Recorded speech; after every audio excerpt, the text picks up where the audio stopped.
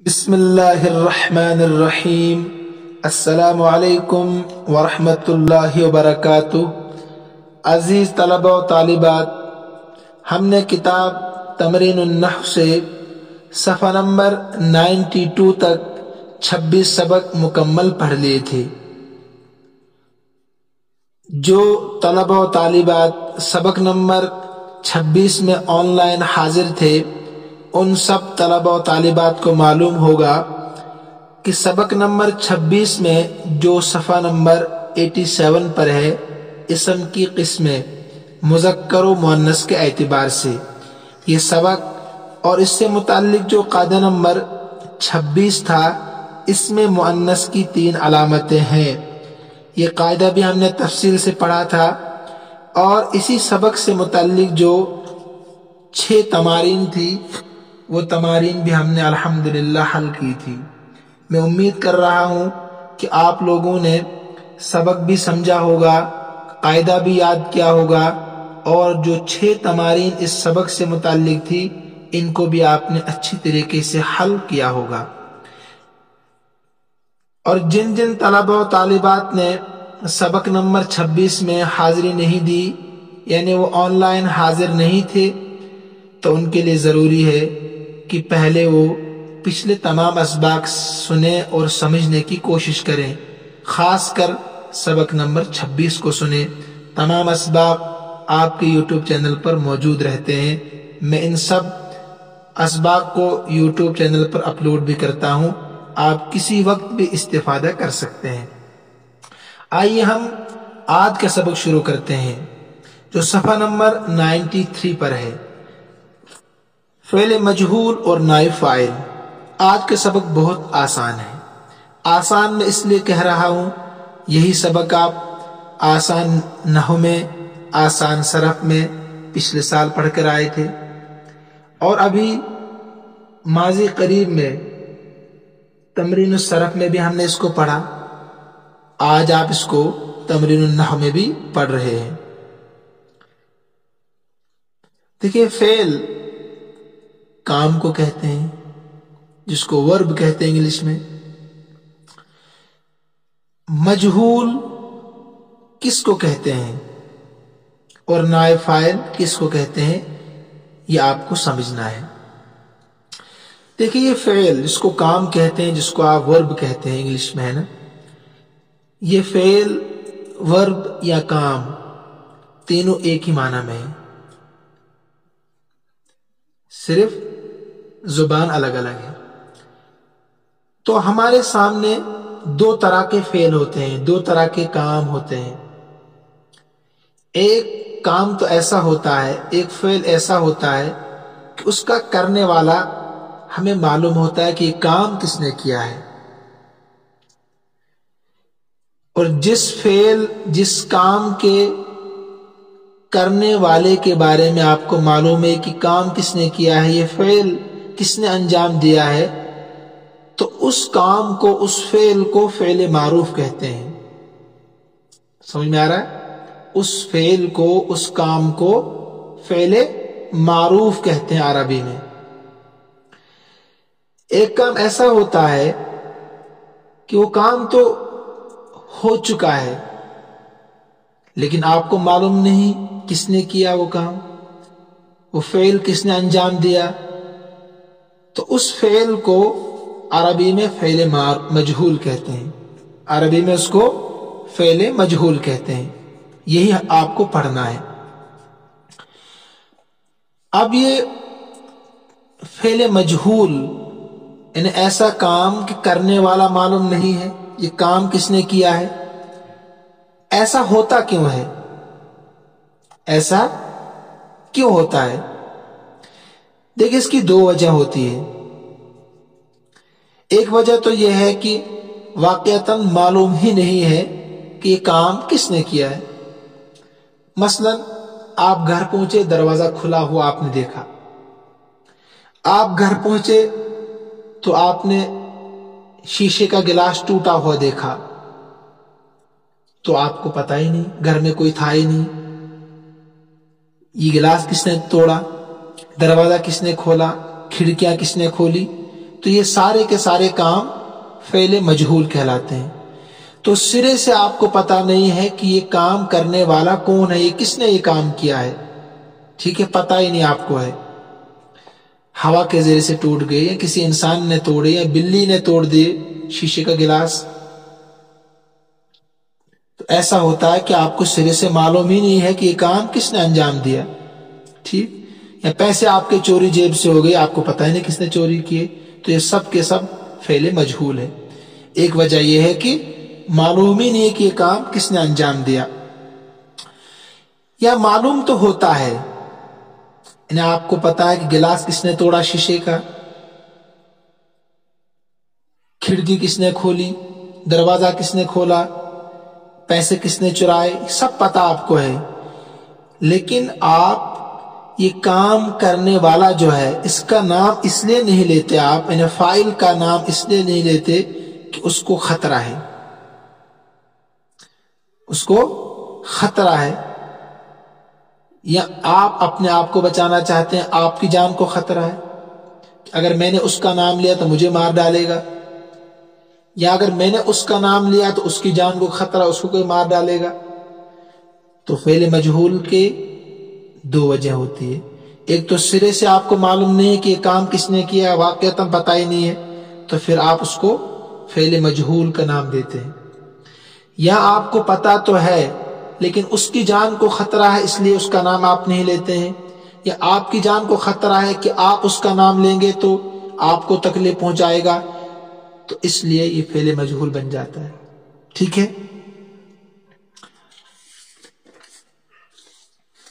نائب فاعل کس کو کہتے ہیں؟ فعل مجہول آپ سمجھ گئے نا. ٹھیک ہے. تو نائب فاعل کس کو کہتے ہیں؟ نائب فاعل کہتے ہیں کہ جب فاعل کو آپ نے چھپا دیا، یعنی فاعل کا نام آپ نے جان بوجھ کر نہیں لیا، اپنی جان کو خطرہ ہونے کی وجہ سے یا اس کی جان کو خطرہ ہونے کی وجہ سے، جیسے میں نے آپ کو سمجھا دیا. تو اب اس فاعل کی جگہ پر مفعول بھی آئے گا، اس فاعل کی جگہ پر مفعول بھی آئے گا، اور اسی کو نائب فاعل کہا جاتا ہے عربی میں. یعنی فاعل کی جگہ جس فاعل کو آپ نے حذف کیا، چھپا دیا، اس کی جان کو خطرہ ہونے کی وجہ سے، اپنی جان کو خطرہ ہونے کی وجہ سے، یا آپ کو سرے سے معلوم ہی نہیں ہے کہ کام کس نے کیا ہے. ٹھیک ہے. تو اب اس فاعل کی جگہ پر مفعول بھی کو رکھ دیا جاتا ہے، اسی کا نام ہے نائب فاعل. اسی کا نام کیا ہے؟ نائب فاعل. نائب کہتے ہیں قائم مقام کو. تو فاعل کی جگہ پر، نائب فاعل کا لفظی ترجمہ ہے فاعل کی جگہ، یا فاعل کا قائم مقام. جسے آپ ہمارے کالج میں ایک پرنسپل ہے، ایک انچارج پرنسپل ہے. تو انچارج پرنسپل نائب کہلاتا ہے، نائب محتمم. ٹھیک ہے. تو نائب فاعل کا مطلب کیا ہے؟ فاعل کی جگہ پر. تو کون ہوتا ہے فاعل کی جگہ پر؟ حقیقت میں مفعول بھی ہوتا ہے. جب فاعل کو آپ نے یا تو خود چھپا دیا یا آپ کو معلوم ہی نہیں ہے، تو اس کی جگہ پر اب جو آپ رکھیں گے اسی کو مفعول بھی کہتے تھے، اب اس کو آپ نائب فاعل کہیں گے. ٹھیک ہے. اب آپ سبق دیکھیے صفحہ نمبر 93 پر، مثالوں سے آپ بخوبی سمجھیں گے انشاءاللہ. دیکھیے اس میں دو پیراگراف ہے، الف اور با. جو الف والا پیراگراف ہے اس میں 6 مثالیں ہیں اور با میں بھی 6 مثالیں ہیں. الف میں سارے کے سارے فعل معروف ہے، سارے کے سارے کام جتنے بھی اس میں ورب ہے یہ سب کے سب معروف ہے. اس کو انگلش میں کیا کہتے ہیں؟ ورب. ایکٹیو وائس بھی کہتے ہیں اس کو. ٹھیک ہے. اب دیکھیے فتح الخادم الباب، فتح الخادم الباب، خادم نے، نوکر نے دروازہ کھولا. تو کھولنا ایک کام ہے نا، کھولنا ایک کام ہے، اس کو عربی میں کہتے ہیں فعل. اور اس کام کے لیے، اس فعل کے لیے یہاں لفظ فتح دلالت کر رہا ہے، اس معنی پر یعنی کھولنے کے معنی پر لفظ فتح دلالت کر رہا ہے۔ دیکھیے یہاں دروازہ کھولنا ایک کام ہے، تو کام کس نے کیا؟ آپ کو پتا ہے نوکر نے کیا، خادم نے کیا، تو لہذا یہاں جو کام ہے وہ معروف ہے کیونکہ فاعل معلوم ہے نا۔ تو فتح الخادم الباب، خادم نے دروازہ کھولا،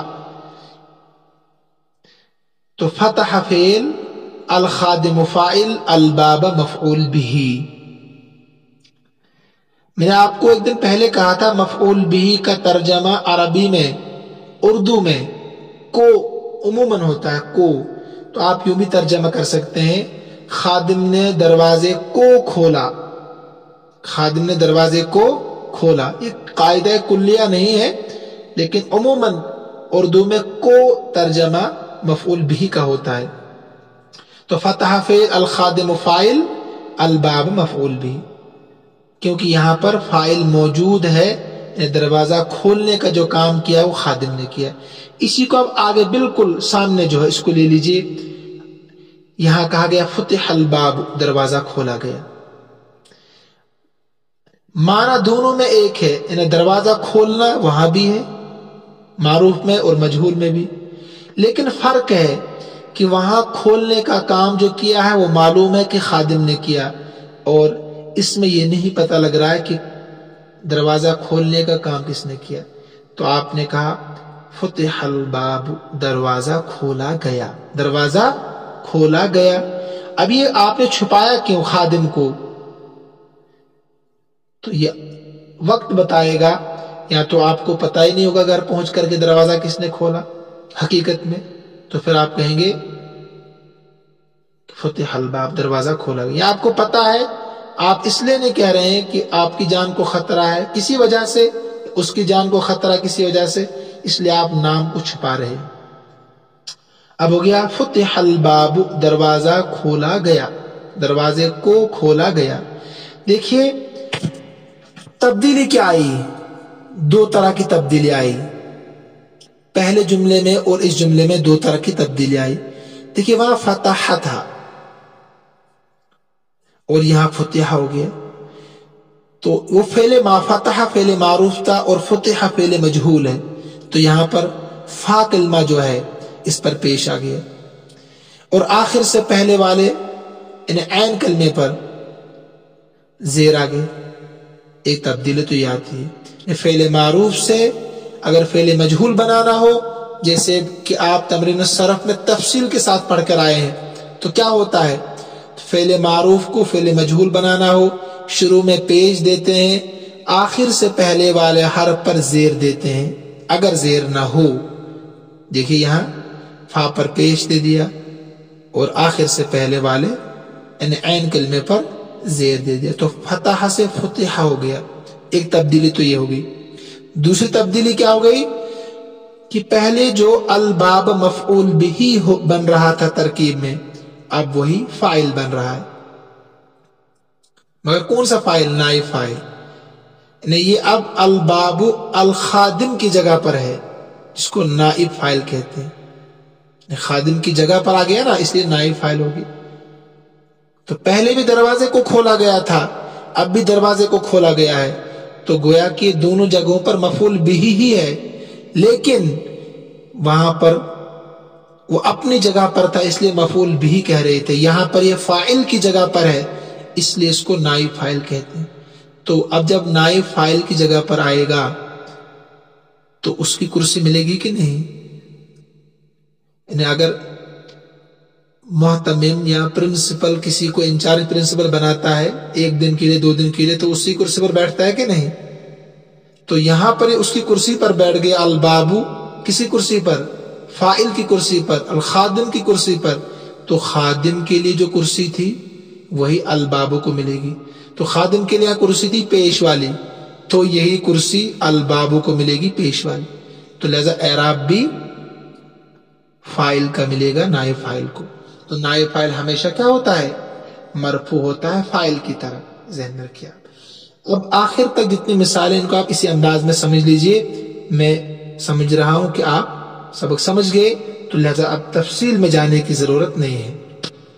دیکھیے شرب الولد اللبن ترکیب ہبہ، لڑکے نے دودھ کو پیا، شرب فعل، الولد فاعل، اللبن مفعول بھی، اسی کو مجہول میں لے گئے، شرب اللبن دودھ کو پیا گیا، کس نے پیا یہ معلوم نہیں، آپ نے کمرے میں رکھا تھا گلاس میں، کوئی آ کر پی گیا، اب آپ کو پتہ نہیں ہے حقیقت میں، تب بھی یہ نائب فاعل، یہ فعل مجہول کہلائے گا، یا پتہ ہے آپ چھپا رہے ہیں تاکہ اس کی پٹائی نہ ہو جس نے دودھ پیا، یا وہ مجھے پٹائی نہ کرے، تب بھی فعل مجہولی ہے، دودھ پینے والا کام، تو شرب اللبن دودھ کو پیا گیا، ہو سمجھے اوپر کی طرح، کسر التلمیذ الدوات لڑکے نے دوات کو توڑا، جس میں روشنائی ہوتی ہے اس کو دوات کہتے ہیں، کسر فعل، التلمیذ فاعل، الدوات مفعول بھی، کسرت الدوات دوات کو توڑا گیا، کس نے توڑا معلوم نہیں، تو کسرت فعل مجہول، الدوات نائب فاعل،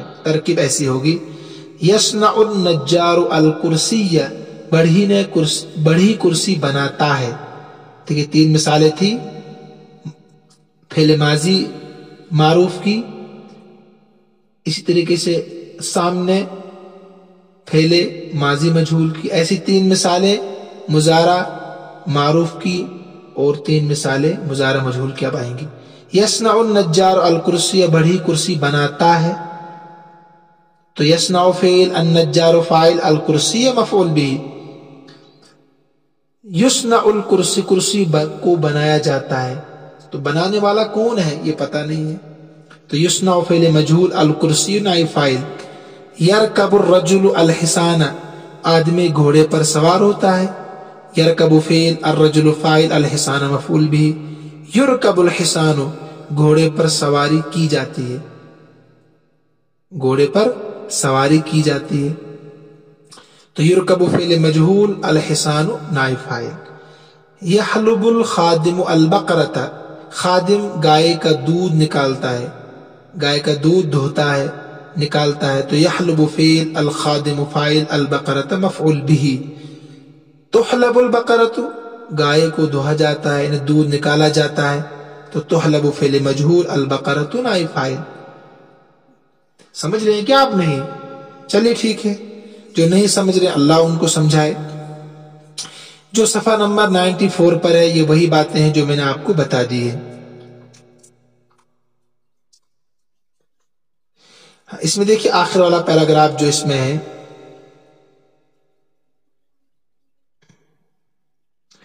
اور ہاں ایک بات اور یہ بھی یاد رکھو کہ فعل مجہول میں افعال کی تذکیر و تانیث کے لیے نائب فاعل کا لحاظ کیا جائے گا، یہ آسان سی بات ہے۔ آخر والا پیراگراف دیکھیے صفحہ نمبر 94 پر، انہیں نائب فاعل مذکر ہو تو فعل مذکر آئے گا، نائب فاعل اگر مؤنث ہو تو فعل مؤنث آئے گا، انہیں فاعل کے مطابق ہی فعل آئے گا، یہ آپ کی پڑھی ہوئی چیزیں ہیں۔ دیکھیے قاعدہ نمبر 27 صفحہ نمبر 94 پر، یہ آپ کو زبانی یاد کرنا ہے، بہت اچھی طریقے سے میمورائز کرنا آپ کو یہ، تاکہ یہ ذہن نشی ہو جائے۔ فعل مجہول اس فعل کو کہتے ہیں جس میں فاعل کا ذکر موجود نہ ہو، یا میں لگا دیجئے گا، یہاں لکھا ہوا نہیں ہے، جس میں فاعل کا ذکر موجود نہ ہو، کام کرنے والا معلوم نہ ہو، میں نے سمجھا دیا آپ کو اچھی طریقے سے پیچھے، اور اس کی جگہ مفعول بھی اس کا قائم مقام ہو، قائم مقام میں نے اس کی جگہ پر ہو، یہ بھی سمجھا دیا۔ نائب فاعل اس اسم مرفوع کو کہتے ہیں، دیکھیں اسم مرفوع کہا جو فاعل کا قائم مقام ہو، تو فاعل کیا ہوتا ہے ہمیشہ؟